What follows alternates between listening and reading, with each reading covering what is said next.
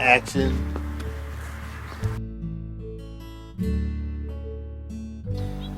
Behind me is a flowering shrub called the honeysuckle. This is most likely is a fragrant honeysuckle, but I won't know for a while.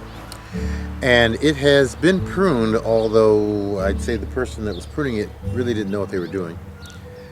And at this point, I'm going to try to rescue this plant and try to make it look nice again.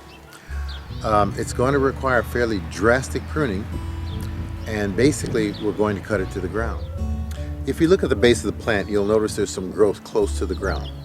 Since we know that this plant can branch down there, we're going to cut the two major branches all the way to the ground and allow a whole new shrub to grow out. Now, it's not going to look great next to the house for a while, but over the long run it'll look better than this plant is looking right now, as you can see. In our area of the country, if something blooms before June 10th, then we normally don't prune it until after it flowers, because the flowers are already in place in the spring. Otherwise, you're going to lose some flowers. It's okay to prune it, but you're just going to sacrifice some flowers.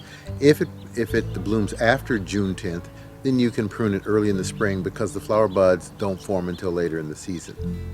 So this is only going to take a minute, and you'll take a look at the plant before and after.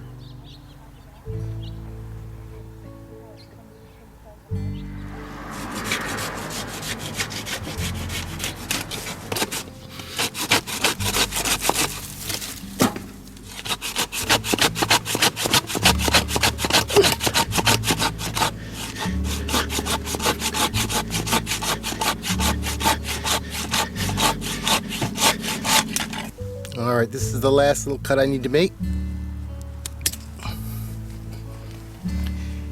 And now the plant is finished. We've pretty much reduced everything almost to ground level. But this plant will renew itself. This is also a good time to fertilize it. And what I would do is use a granular fertilizer, like a balanced fertilizer, 12-12-12.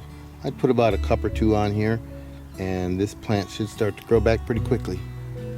It may seem like I was a little harsh on that plant, but my goal here is to produce a plant that's going to look nice in the landscape. And in the past, it just hasn't looked that good. So this pruning will help us to get started, and we'll see how it looks a little bit later.